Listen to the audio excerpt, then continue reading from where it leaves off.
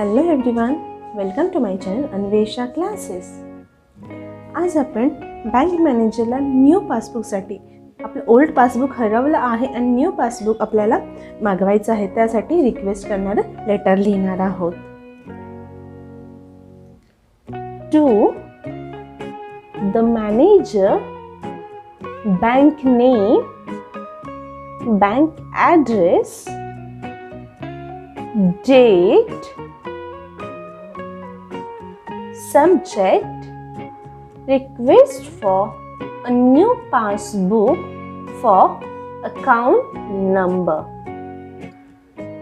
Respected sir or ma'am, I, your name, have a bank account number in your branch.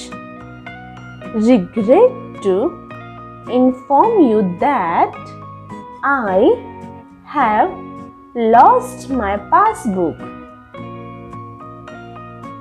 Hence, I am kindly requesting you to issue me a duplicate passbook. Appropriate charges, if any, issue of new passbook may kindly debited from my account. Kindly let me know if any document or detail required for obtaining the same. Thanking you, yours faithfully, your name, contact number.